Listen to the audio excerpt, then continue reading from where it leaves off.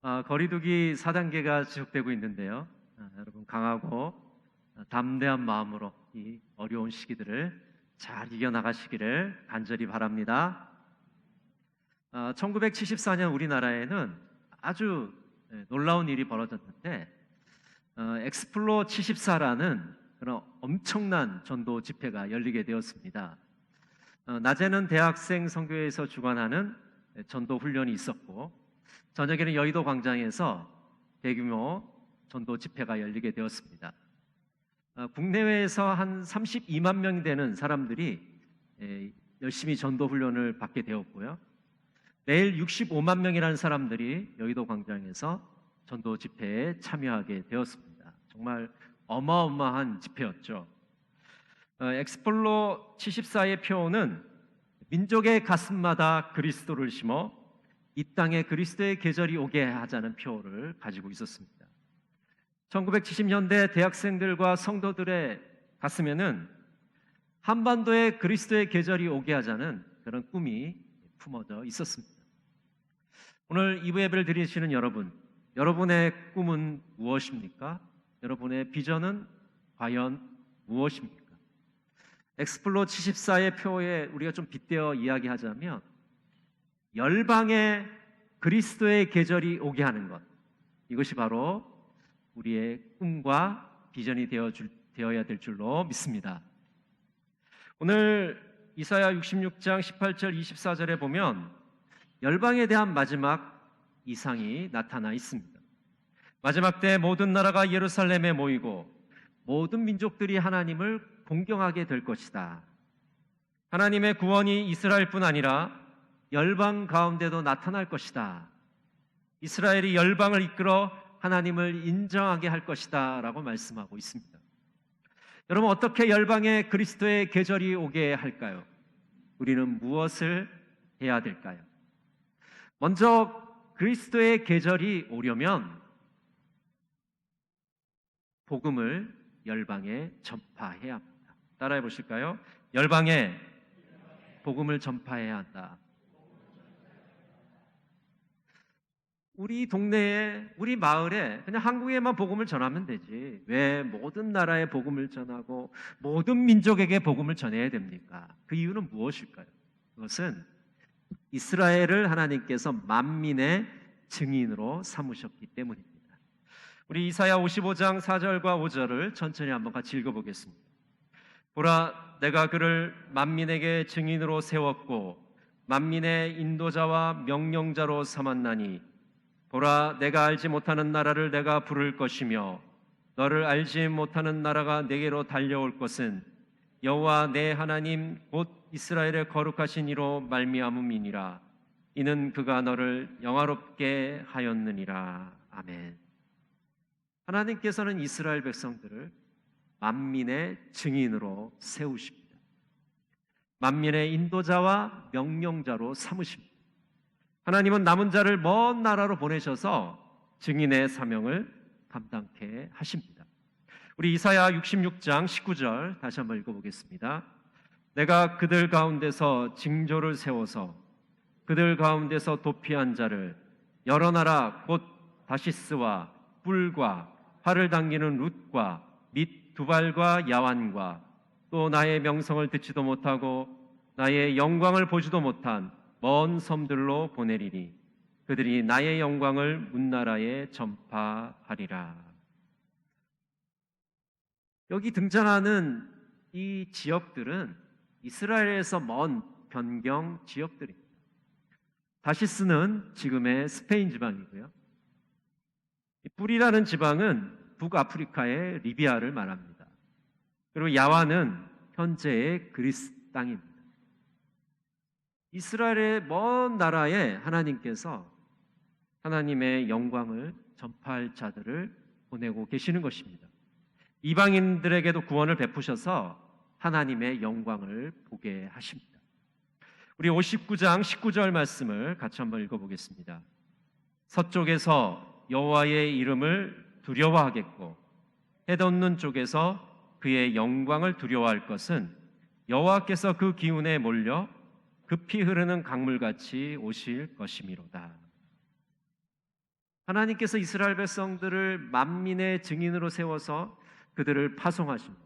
그래서 그들이 증인의 사명을 잘 감당하게 되면 하나님의 이름을 두려워하고 하나님의 영광을 두려워하는 자들이 일어나게 되는 것입니다. 여기서 이방인들이 하나님의 이름을 두려워한다, 하나님의 영광을 두려워한다는 것은 무서워하는 게 아닙니다. 공포스러워하는 게 아닙니다. 하나님을 진심으로 공경하고 존경하고 하나님을 높여드리고 하나님을 경배하는 것을 의미합니다. 이스라엘을 증인 삼으신 하나님께서는 오늘 또 우리 한 사람 한 사람을 증인으로 부르고 계십니다. 우리를 증인으로 세우셨기 때문에, 증인으로 부르고 계시기 때문에 열방의 영광스러운 복음을 전파해야 될 사명을 우리가 가지고 있습니다. 우리 한 사람 한 사람이 하나님의 영광스러운 복음을 전하는 증인의 삶을 살아가기를 간절히 바랍니다. 두 번째로, 왜 모든 나라에 하나님의 복음을 전해야 될까요? 그것은 주님의 지상 명령이기 때문입니다. 우리 마태복음 28장 19절을 같이 한번 읽겠습니다. 그러므로 너희는 가서 모든 민족을 제자로 삼아 아버지와 아들과 성령의 이름으로 세례를 베풀고. 주님께서는 모든 민족을 제자로 삼으라고 명령하고 계십니다. 이것을 우리는 지상명령이라고 부르죠. 지상명령이라는 것은 최고의 명령입니다. 가장 큰 명령입니다. 가장 중요한 명령입니다.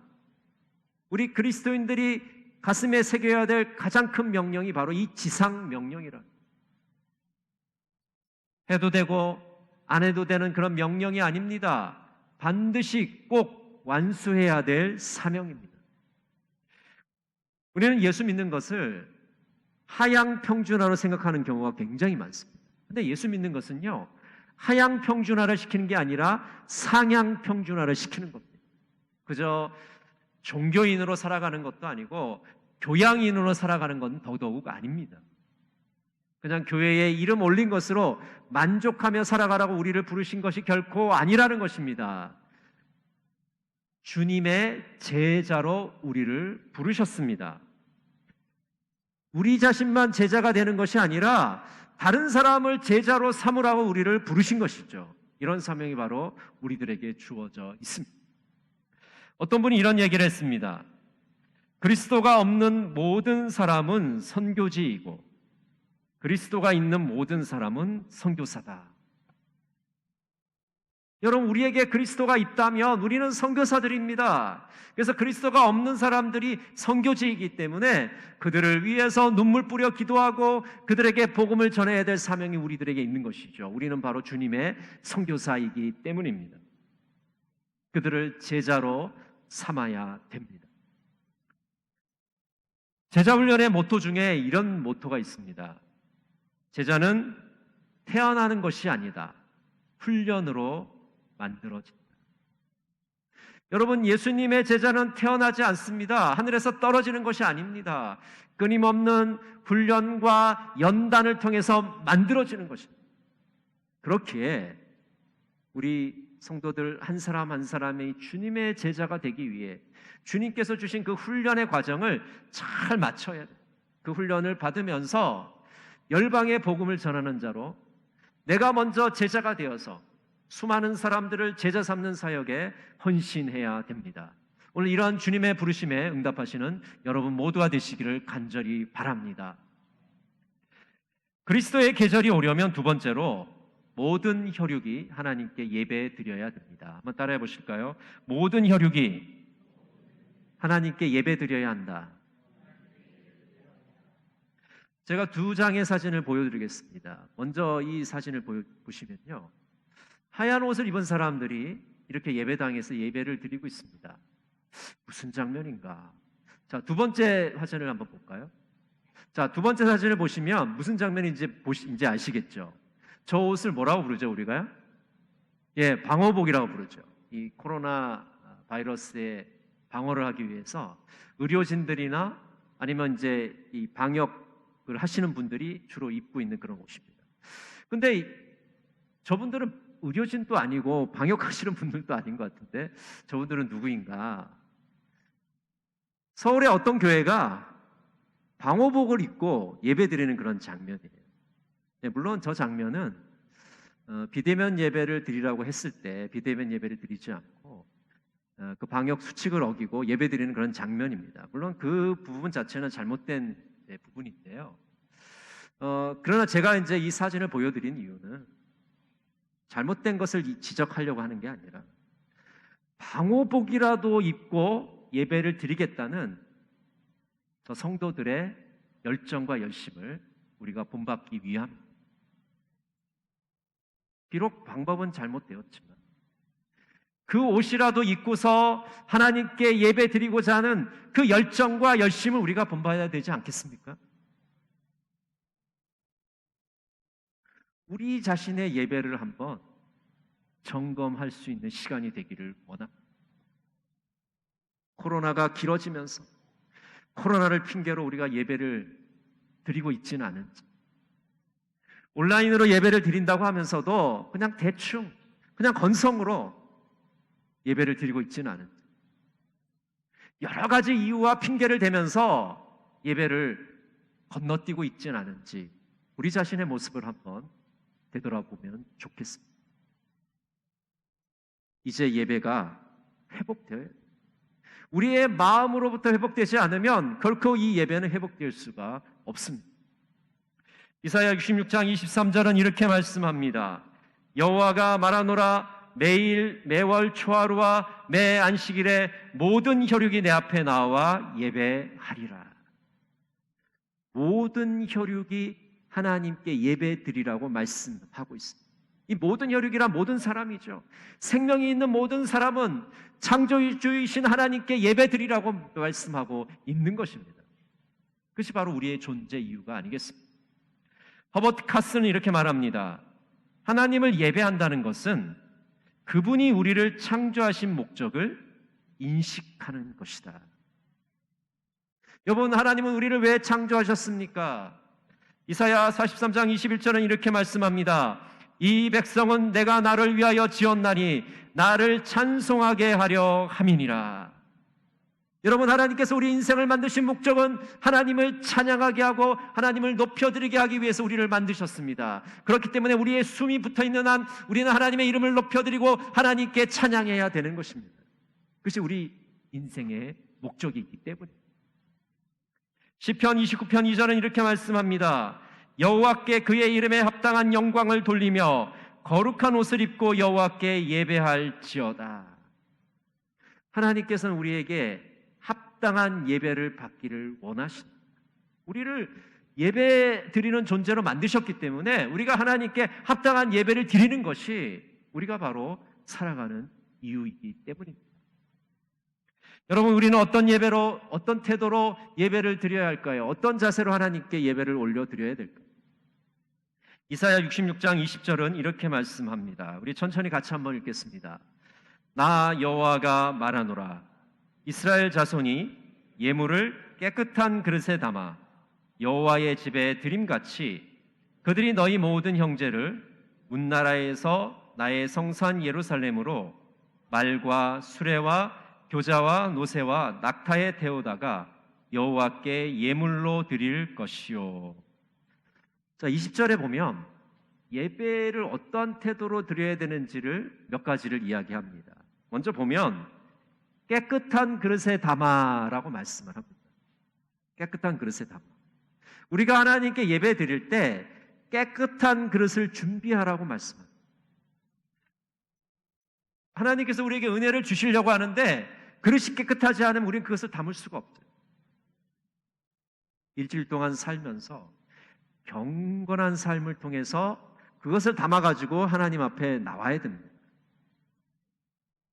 일주일을 엉망으로 살았던 사람은 이 예배 시간에 나와서 철저하게 하나님 앞에 회개하며 하나님께 정결함을 받아야 되는 것입니다.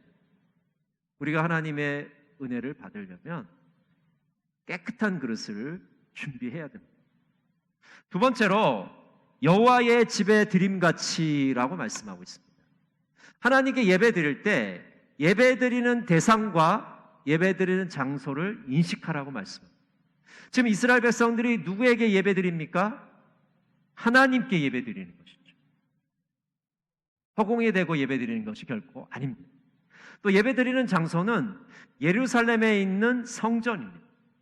하나님의 영광이 드러나는 곳에서 예배를 드리고 있는 것이죠.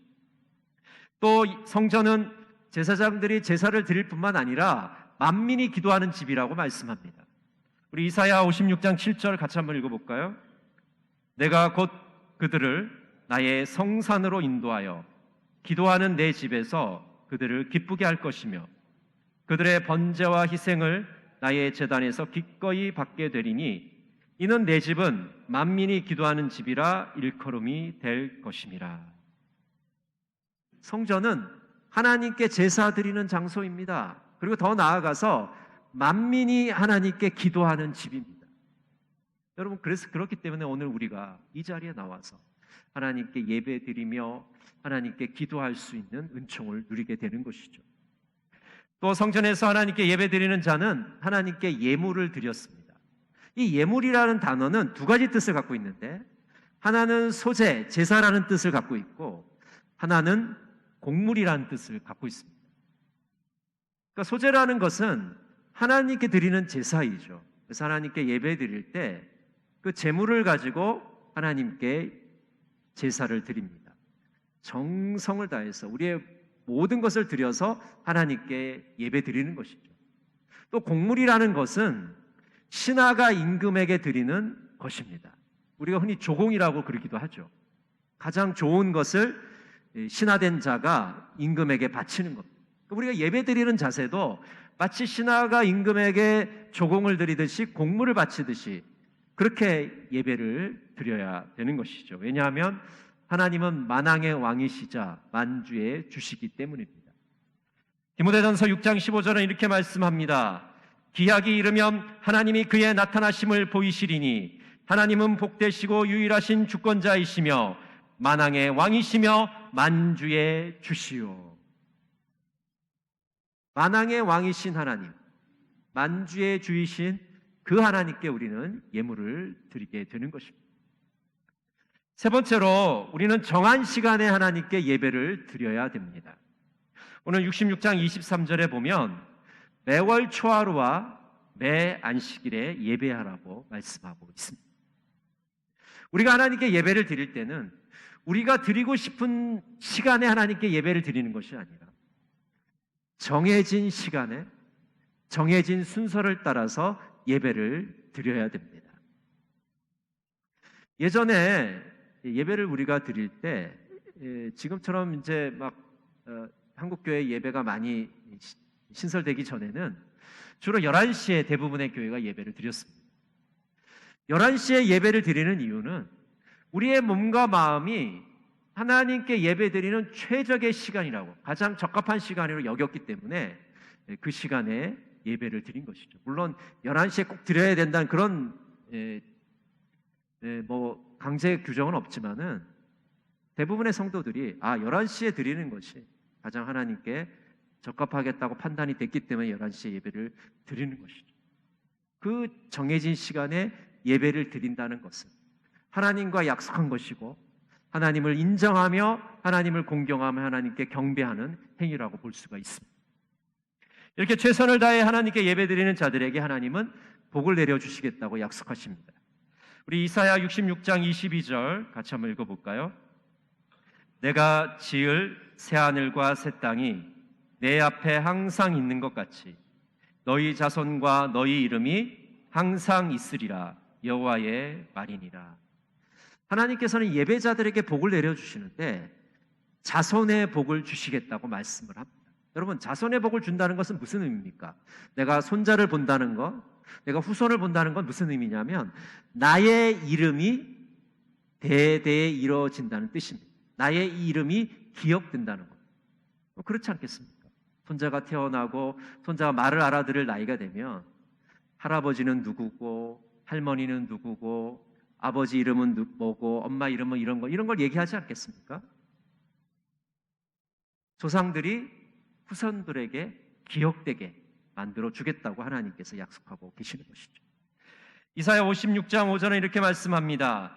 내가 내 집에서 내 성 안에서 아들이나 딸보다 나은 기념물과 이름을 그들에게 주며 영원한 이름을 주며 끊어지지 아니하게 할 것이며, 아들이나 딸보다 더 나은 기념물과 이름을 주겠다. 영원한 이름을 주어서 끊어지지 않도록 해주겠다. 이렇게 약속하고 있습니다. 정말 놀라운 복이 아닐 수 없습니다. 여러분, 그리스도의 계절이 오도록 하나님께 정성을 다해 최선을 다해 예배드리시오. 하나님이 주시는 그 영원한 복을 누리시는 여러분 모두가 되시기를 간절히 바랍니다. 우리가 좀 전에 예배 전에 부른 찬양 그리스도의 계절 가사를 제가 읽어드리겠습니다. 민족의 가슴마다 피 묻은 그리스도를 심어 이 땅에 푸르고 푸른 그리스도의 계절이 오게 하소서, 오게 하소서. 이 땅에 하나님의 나라가 이루어지게 하옵소서. 모든 사람의 마음과 교회와 가정에도 하나님의 나라가 임하게 하여 주소서. 주의 청년들이 예수의 꿈을 꾸고 인류 구원의 환상을 보게 하소서. 한 손에 복음 들고 한 손엔 사랑을 들고 온 땅 구석구석 누비는 나라 되게 하소서.